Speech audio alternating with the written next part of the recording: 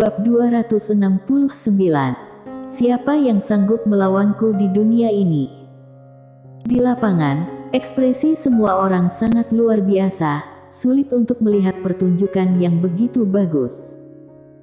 Pada saat ini, seorang pria parubaya tiba-tiba muncul di gerbang kota.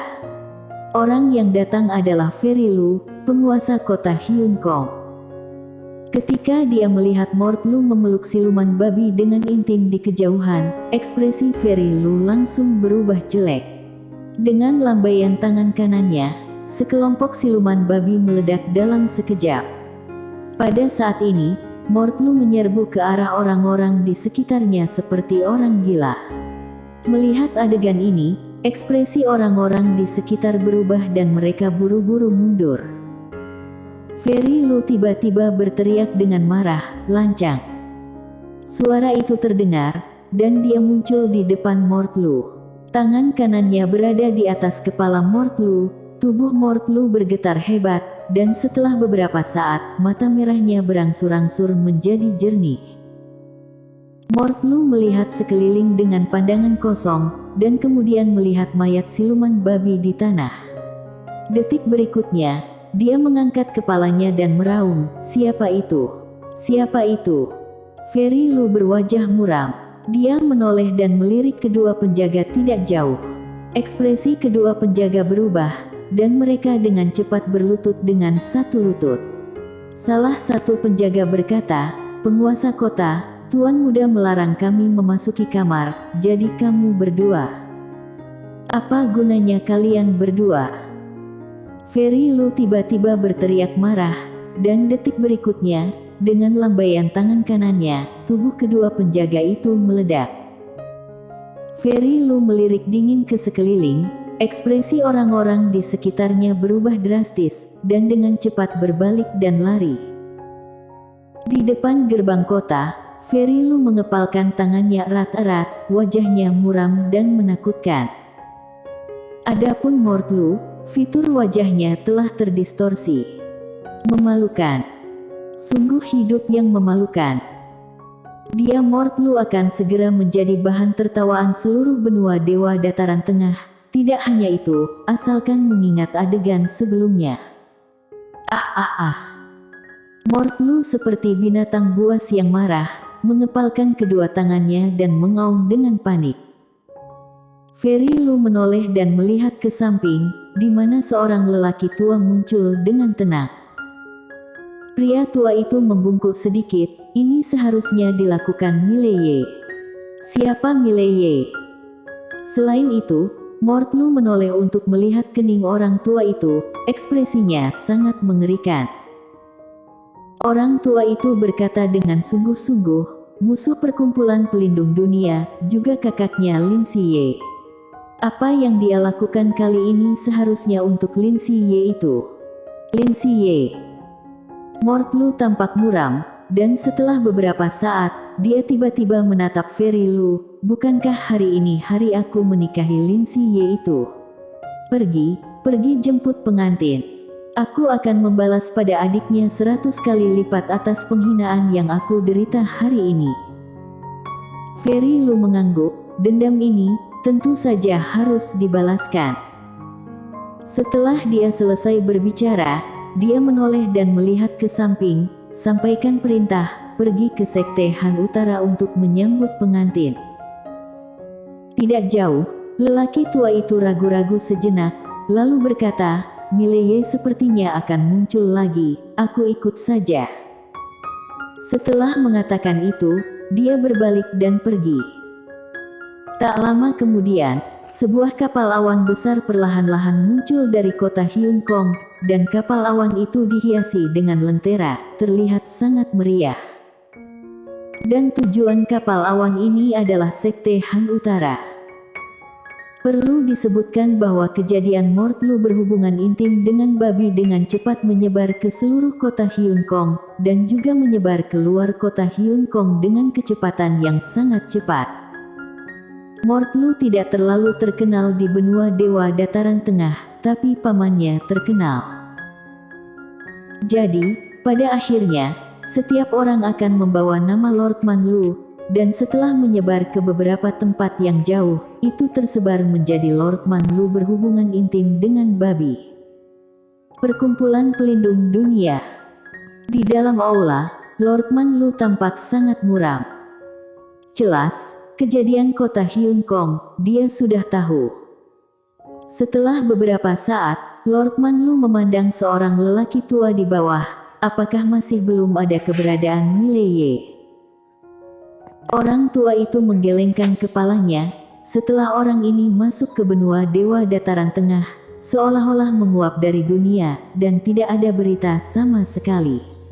Menurut spekulasi bawahan, orang ini mungkin memiliki harta di tubuhnya. Kalau tidak mungkin tidak ada tanda sama sekali.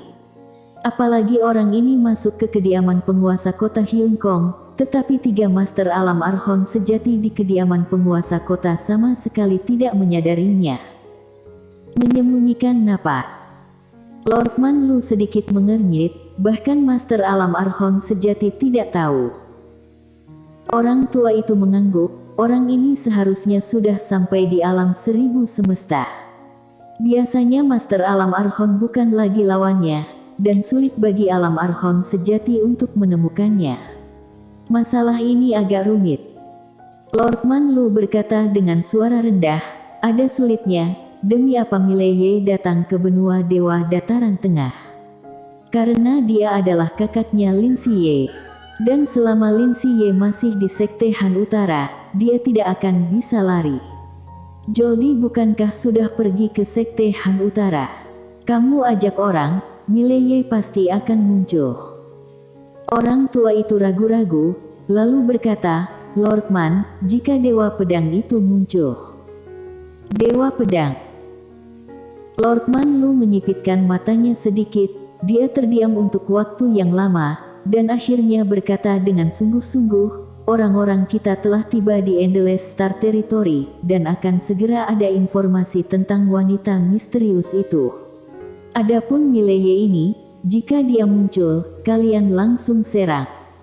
Jika wanita itu misterius datang. Saat dia berbicara, dia menekuk jari, dan seberkas cahaya putih muncul di depan lelaki tua itu. Ini, pria tua itu sedikit bingung.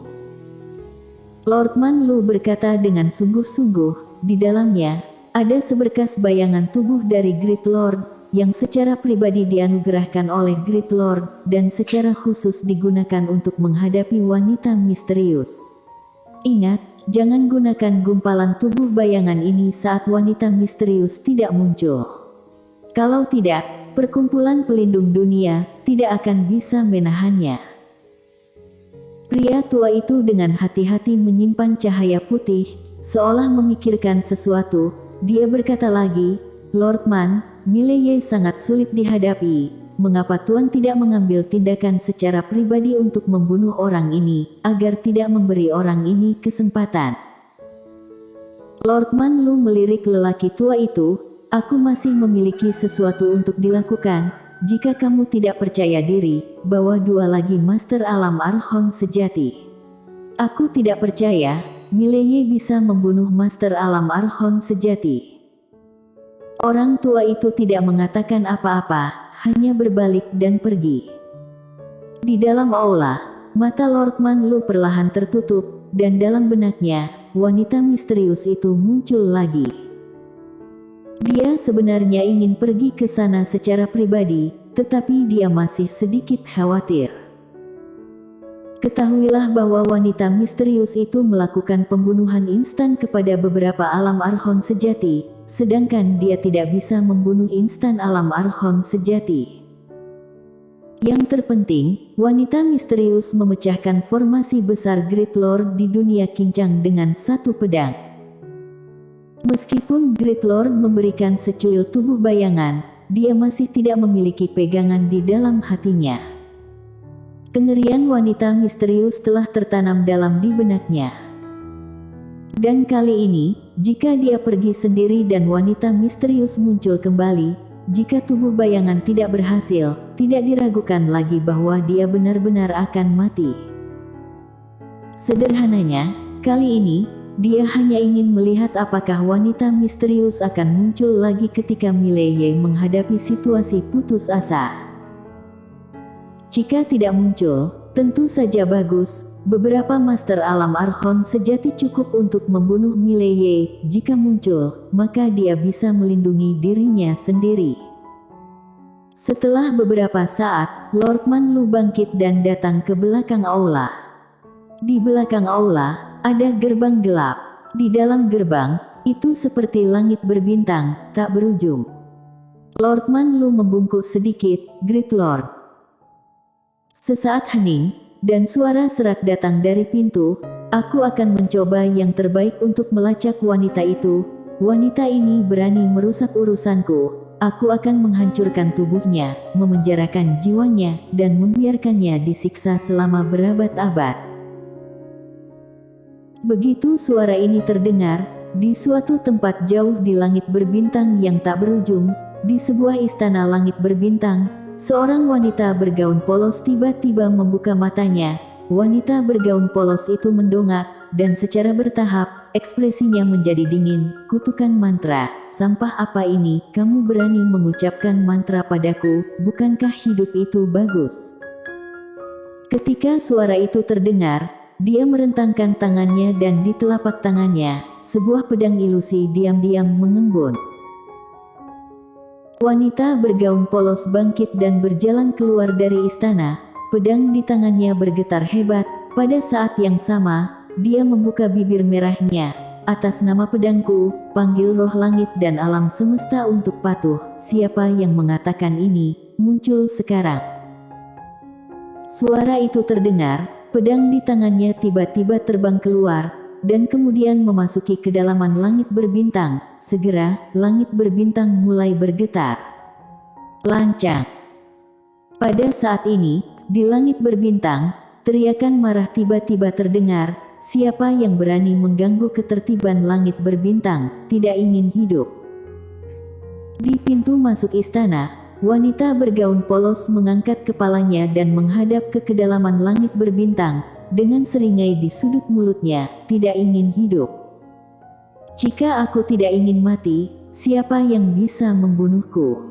Jika aku ingin seseorang mati, siapa yang tidak akan mati?" Bersambung.